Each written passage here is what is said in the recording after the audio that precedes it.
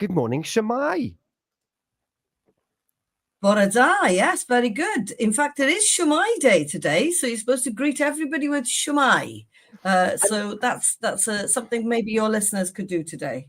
Well, we're going to be catching up with Sasha from Ysgol Bro Penfro to talk about Shemai Day and why that simple little greeting can actually have a huge impact on just sharing the Welsh language.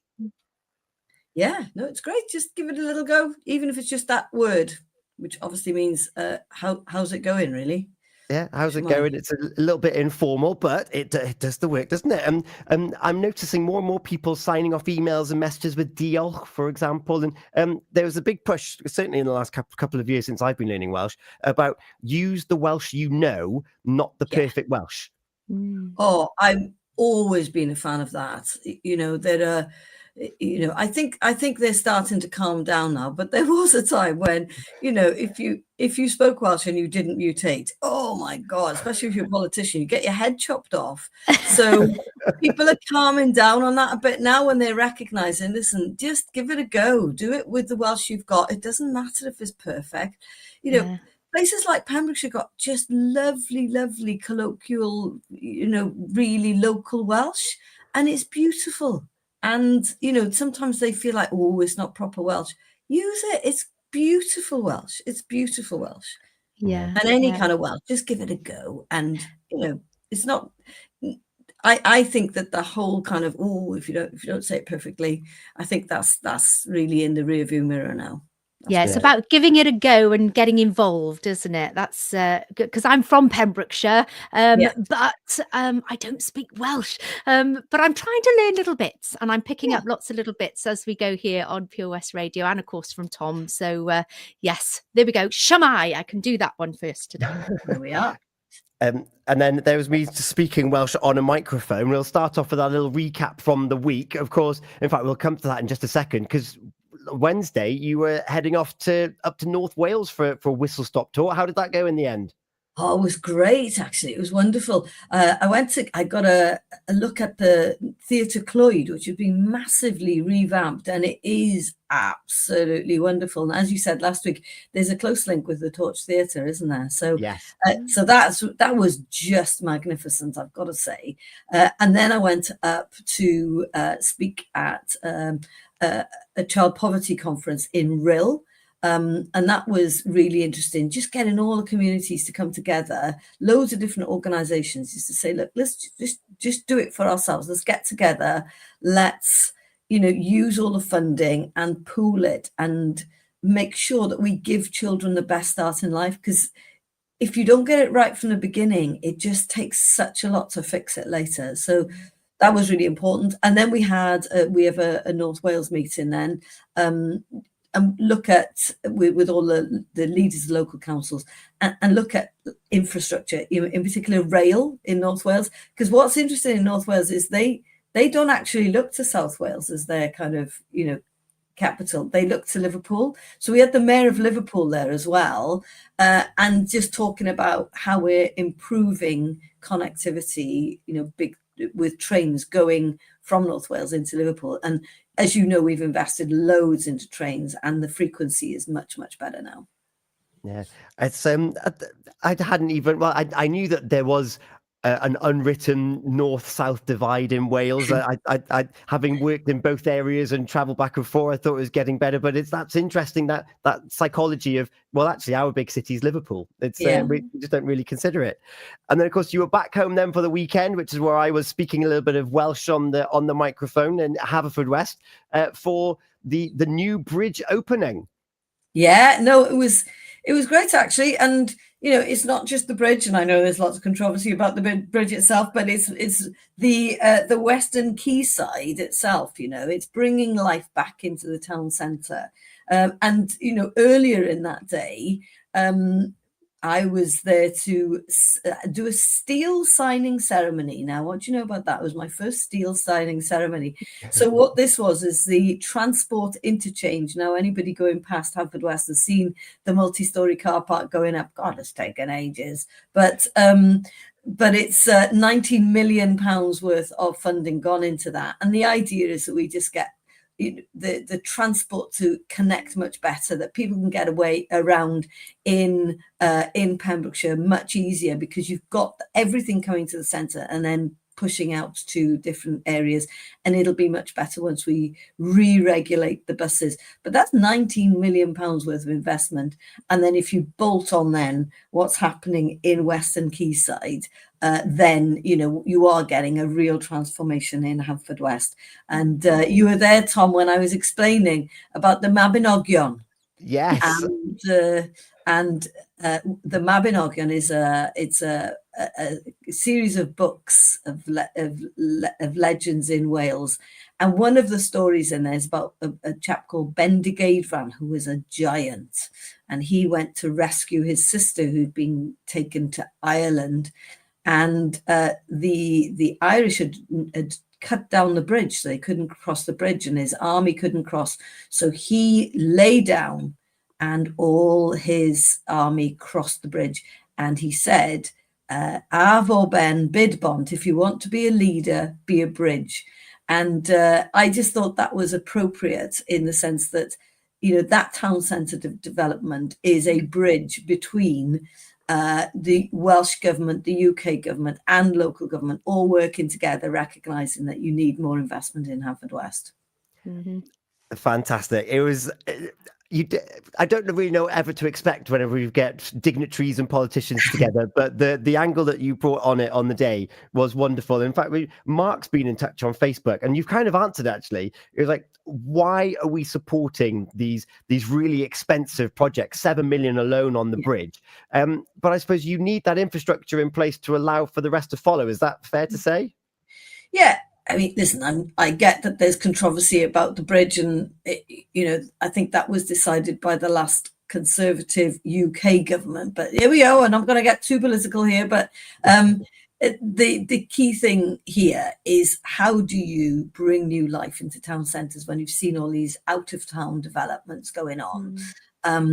And you've got to think in a different way. And there's some really exciting things about to happen in the middle of Haverfordwest. New businesses coming in, high-tech businesses, and that will bring people in, and that will revive the town centre. So that's good news. Yeah, and without a political view, I'm just thinking now, it's a stepping stone, isn't it? Okay, we can't see the finished result yet, but once everything and the car park is open and there are new businesses and things coming into Haverfordwest, it is going to bring more people in, and it's going to be more accessible.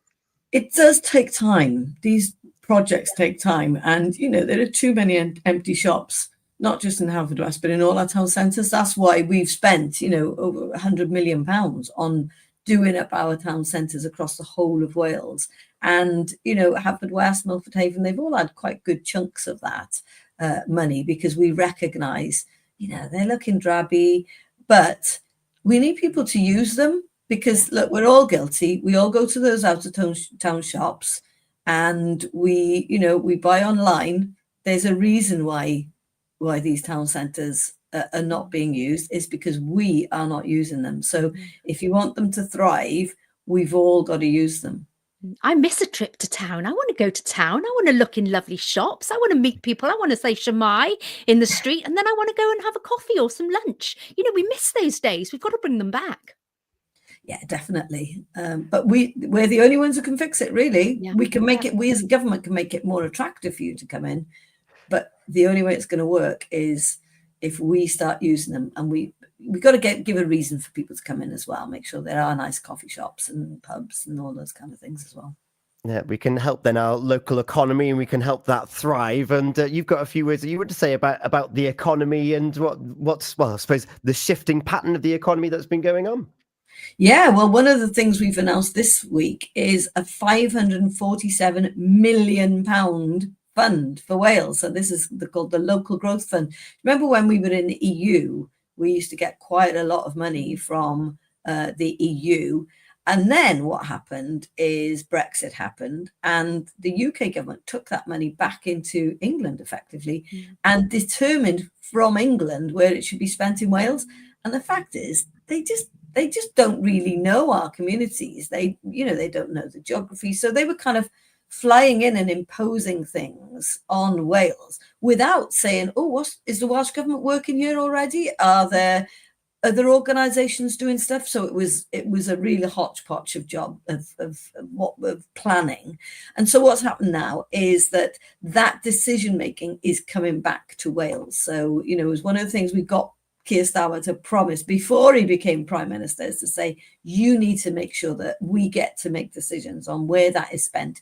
So with that, money's coming back to Wales, and we will be working now. There's a consultation going on with organisations about how best we should spend that money. And the idea is to transform the economy, right? Our economy is not strong enough in Wales. We've got to do more. We've got to get the infrastructure right. We've got to make sure people have got the skills that they need, make sure that we have the green transport infrastructure, the energy infrastructure, all of those things. And this money will help us to deliver that. So this is a real opportunity for us, and I hope people will respond to that consultation. There you go. So we'll find the details of that and how you can have your say. And then closely linked to that economy, a draft budget has also been put together. Yeah, so yesterday the draft budget was laid. So just to explain how this works, one of the most important things that a government does is to set down the budget. So that effectively determines where you're going to spend the money. And, you know, how much you spend on schools, how much you spend on health, how much you spend on transport, how much you spend on care, all of those different things. So, you know, that's the really big job of government. Now, but to get your budget through, you need enough votes to get it through. Now, in the Senedd, there are 60 members, okay, 60 members. It's about to get bigger, but 60 members. 30 of them in the election were Labour. I mean, we've just lost a colleague. But the fact is, you need 31 to get through the votes, okay? You've got to have one more than the majority. So we've always had to make deals to get our budget through. We've never had a majority. Everybody thinks Labour's kind of massively in charge of Wales, but we've always had to work with other political parties. It's just that the way it was set up it forced us to work together. And I think that's a good thing. I think most people want that to happen. Let's just do the best for Wales. And what's happened now is we're in a situation where we need to convince other people to support our budget. So we've put down what we'd like to see, but what we're doing is we're saying, come on, other parties, if we can't pass this budget, and obviously we recently lost a colleague, and we need to convince somebody else as well, if we can't pass the budget, the consequences across Wales would be catastrophic, because what happens is you get a massive cut, 25% cut for local government. That means, you know, carers being sacked. That means bin men being sacked. That means teachers being sacked. You know, we're responsible. We don't want to see that happening. And we're calling on the other parties to work with us now to say, come on, we can't afford that to happen. That is not good for anyone. So yesterday was the first step in saying, right, this is the beginning of a process. Come and talk to us. Let's get this thing sorted, because we care about public services. And, you know, let's see if the other parties come to the table to recognize this is serious stuff. You don't play about with politics here. These are people's lives, people's jobs, services that people rely on. You don't mess about with this. It's not a game. This is really serious stuff. Yeah, got to work together. And of course, the anticipation with this new election, which we'll talk about nearer the time, is going to encourage even more of that cross-party conversation. We touched on this last week, actually, about the camaraderie within the Senedd. So in my view, it's like a big old school. You all turn up. You've got your departments. You've got your groups that you hang around with. But of course, there are cross-party action groups, and you've got all the backroom staff, you've got budgets to put through that you need other people to talk about. What is the camaraderie like as a whole in the Senedd? Well, it's a really small institution. You know, if you compare it to Westminster, you've got over 600 people there. We've got 60. So we all know each other. And, you know, we've been together now for 4.5 years or so. So, you know, you do get to know people. And don't forget, look, we've all got quite a lot in common. You know, we've all put our names forward. We're all in the public eye. We're all, you know, having hassle on, on Facebook. It's all kind of, all of us are going through the same experience. Now, we have political differences, but we are civil to each other, and we do, we do, you can be friends across parties, and it's kind of just understanding that you can disagree without falling out, and it's quite a skill. Not everybody has it, but I think it's really important. It's the only way to do it, really. Yeah. Gina? Yeah, I'm just thinking about, in any workplace, you're always going to have different views. Even in friendships, you're going to have different views, and it is about that working together. And like you say, with the budget and the draft, it is about, we've got to work best for Wales. It's not about what's best for you or me or in our parties. It's what is best for Wales. And yes, and That's it's right, nice Gina. to feel that clear.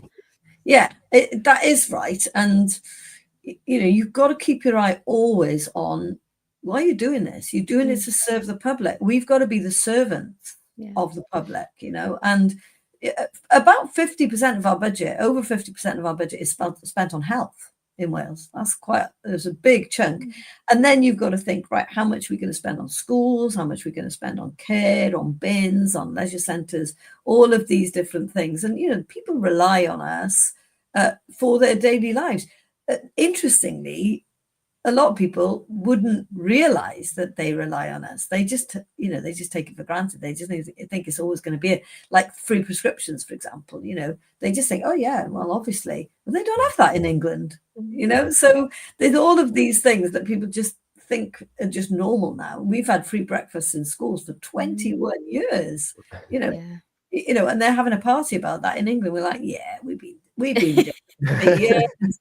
And now we're on to free school meals in primary school. So, these things, and people just think, yeah, they're always going to be there. Free bus passes for pensioners, for example, they just think that's normal. It's not. Sometimes when things are in place, we take it for granted. And when they're not there, it's, hold on a minute, what's all this about? And then people start to listen. Well, and the best example of that is the NHS.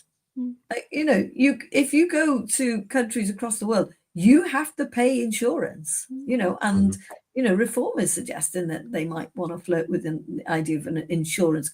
Now, you think about, if you've got an underlying health condition, what your insurance looks like. You go to Ireland, it costs over 100 quid to go and see a GP. I mean, if you have a baby in the United States, it costs about £30,000.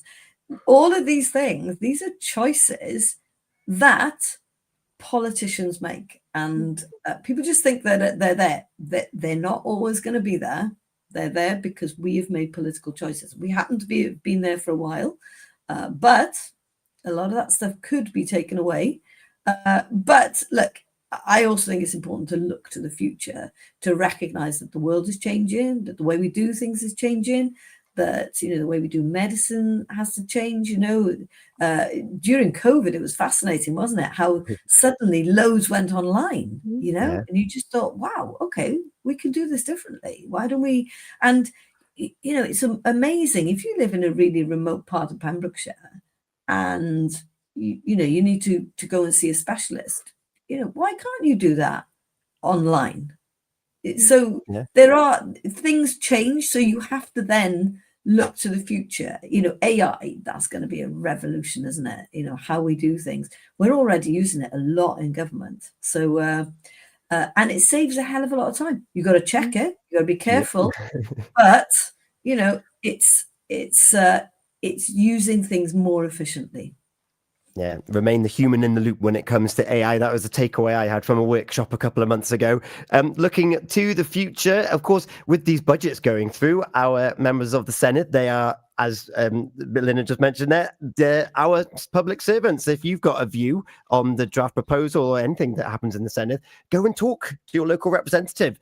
Go and talk to them about what you want to see. Their offices are readily available. They've got great staff and team working with them throughout the week. And then they will go forward with your views and cast their vote in the Senedd. Very quickly, before we look at your forward week, is that changing in the Senedd, the voting? Yeah, no, there'll be massive change coming up. There's going to be a whole new system. There's going to be 96 members. So at the moment, there are 60 members. This could get a bit complicated, but 40 of them are voted for on the same basis as the kind of MPs. But then I'm elected on what they call a regional list. What's going to happen in future is that everyone's going to be voted for on a regional list, effectively. There are 16 regions, and there'll be 6 places in each region. And Pembrokeshire and Ceredigion are going to be joined together as one of the regions. So ironically, I'm hoping it's going to be standing in Pembrokeshire and Ceredigion. Ironically, I'm one of the few who will see my area actually contract and get smaller, because I currently represent Mid and West Wales, which covers about 3/4 of the land mass of Wales. So you've always been special in Pembrokeshire, though, so don't tell everybody. We won't tell everyone. And what does your next 7 days look like before we send you on the way with a wonderful track for us? Well, I've got a busy day today. I'm going to meet the Children's Commissioner and meeting lots of children to hear their views on what we should be doing in relation to things like the budget, because it's important. You know, they're the future. What do they think? So in particular, we've introduced £2 a pound bus fare, for children. And, you know, right, how is that working? You know, has it been difficult to register? Because that's just a pilot. So, you know, do they want us to continue that? What does that look like? There's a lot of mental health issues with young people. So, you know, making sure they're getting the support they need, all that kind of thing. So that's that. And then, I don't know if I should be saying this. I'm going to say it anyway. Oh, go on. So we're going to be announcing a St. David's Day celebration. And we're encouraging local communities to bid for up to £1 million. So we've got £1 million fund, and we want people to celebrate St. David's in their community. So local groups can bid for that funding, so that on March the 1st next year, you can have basically a party in your street and get together. Because I don't think we do enough of that.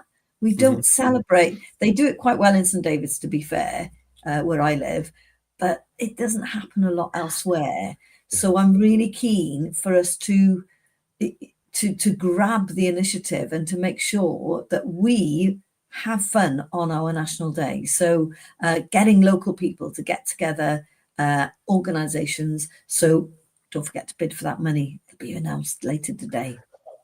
Eluned Morgan, member of the Senedd for Mid and West Wales, thank you so much as ever for your time here on The Breakfast Show for Ask Eluned. Have a great week. Enjoy hearing those stories from the young people here, and no doubt very insightful conversations today, because they've got great ideas, and we look forward to catching up with you next week.